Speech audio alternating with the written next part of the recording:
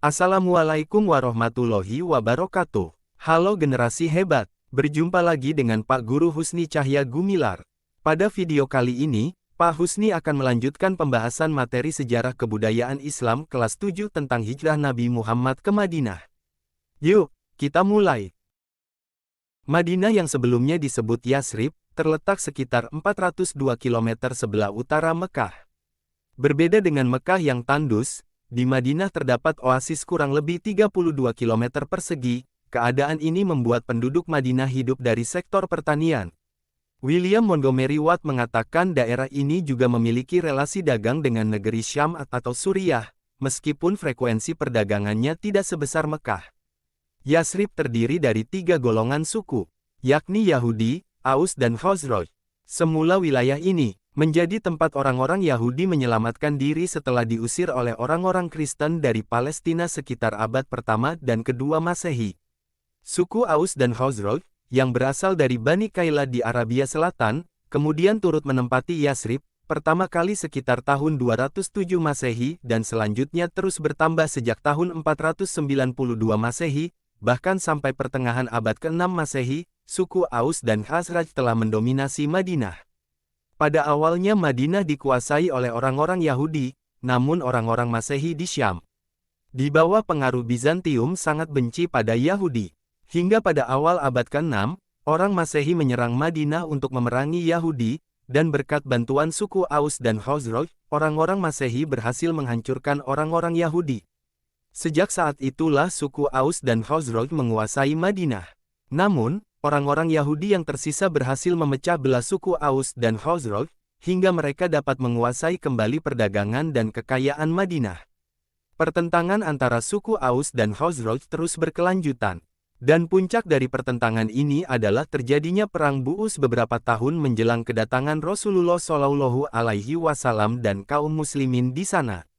Akibat pertentangan yang tak berujung ini, Aus dan Khazraj semakin terpuruk. Di sisi lain kaum Yahudi semakin mendominasi perekonomian Madinah. Setelah peristiwa Isra dan Miraj, ada suatu perkembangan besar bagi kemajuan dakwah Islam. Perkembangan mana datang dari sejumlah penduduk Yasrib yang berhaji ke Mekah. Mereka terdiri dari suku Aus dan Khazraj, masuk Islam dalam 3 gelombang. Pertama, pada tahun ke-10 kenabian, beberapa orang Khazraj berkata kepada Nabi, "Bangsa kami telah lama terlibat dalam permusuhan, yaitu antara suku Khazraj dan Aus. Mereka benar-benar merindukan perdamaian. Kiranya Tuhan mempersatukan mereka kembali dengan perantaraan Engkau dan ajaran-ajaran yang Engkau bawa. Oleh karena itu, kami akan berdakwah agar mereka mengetahui agama yang kami terima dari Engkau ini."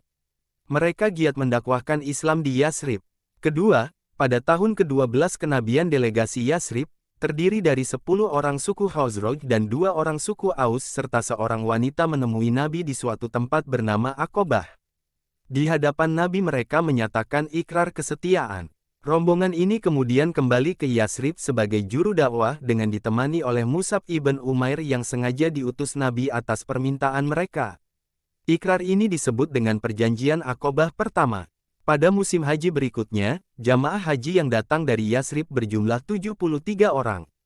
Atas nama penduduk Yasrib, mereka meminta pada Nabi agar berkenan pindah ke Yasrib. Mereka berjanji akan membela Nabi dari segala macam ancaman. Nabi pun menyetujui Aqobah kedua. Tatkala nampak gejala-gejala kemenangan di Yasrib, Nabi menyuruh para sahabatnya untuk berpindah ke sana. Dalam waktu 2 bulan hampir semua kaum muslimin, kurang lebih 150 orang, telah meninggalkan kota Mekah untuk mencari perlindungan kepada kaum muslimin yang baru masuk Islam di Yasrib. Kaum Quraisy sangat terperanjat sekali setelah mereka mengetahui bahwa Nabi mengadakan perjanjian dengan kaum Yasrib sehingga mereka khawatir, jikalau Muhammad dapat bergabung dengan pengikut-pengikutnya di Madinah dan dapat membuat markas yang kuat di sana. Kalau hal ini terjadi, maka permasalahannya bukan hanya sekadar menyangkut soal agama semata-mata, tetapi juga menyinggung soal ekonomi yang mungkin saja mengakibatkan kehancuran perniagaan dan kerobohan rumah tangga mereka karena kota Yasrib terletak pada lintasan perniagaan mereka antara Mekah dengan Syam. Bila penduduk Yasrib bermusuhan dengan mereka maka perniagaan mereka dapat saja mengalami keruntuhan.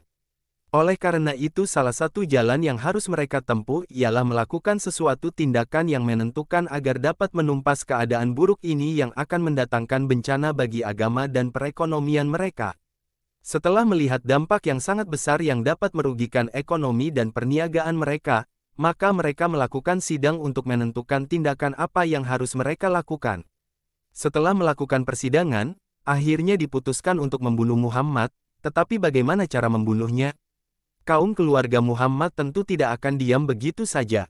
Mereka tentu saja akan membunuh pula siapa yang membunuh Muhammad. Akhirnya Abu Jahal menemukan ide yang paling aman, yaitu masing-masing kabilah harus memilih seorang pemuda yang akan membunuh bersama-sama. Dengan demikian seluruh kabilah bertanggung jawab atas kematian Muhammad dan Bani Abu Manaf tidak mampu menuntut bela terhadap seluruh kabilah. Akhirnya Bani Abu Manaf akan menerima saja pembayaran yang dibayarkan oleh seluruh kabilah kepada mereka. Pikiran ini mereka anggap paling aman, karena itu mereka siapkan segala sesuatu yang dibutuhkan. Pada suatu malam, mereka mengetahui bahwa Muhammad berada di dalam rumahnya, maka mereka mengirim pemuda-pemuda pilihan untuk mengepung rumahnya, dan bersiap untuk menyerbu dan membunuh Muhammad, bila mana para penduduk telah tidur nyenyak. Akan tetapi perundingan dan komplotan mereka sudah disampaikan oleh Allah Subhanahu wa Ta'ala kepada Nabi. Allah memerintahkan Nabi hijrah ke Yasrib. Nabi memberitahukan akan hal ini kepada Abu Bakar. Dan Abu Bakar meminta kepada Nabi, supaya diizinkan menemani beliau dalam perjalanan ke Yasrib. Nabi setuju, dan Abu Bakar mempersiapkan untuk perjalanannya. Kemudian Nabi menyuruh Ali ibn Abi Thalib menempati tempat tidur beliau, supaya kaum musyrikin mengira bahwa beliau masih tidur. Kepada Ali diperintahkan juga, supaya mengembalikan barang-barang yang ditumpangkan kepada beliau, kepada pemiliknya masing-masing. Ketika Nabi dan Abu Bakar keluar dari rumah, Nabi menaburkan pasir ke hadapan para kafir Quraisy dengan berkata, "Alangkah kejinya mukamu." Seketika kafir Quraisy tidak sadarkan diri dan mereka tidak mengetahui bahwa Nabi dan Abu Bakar telah keluar rumah.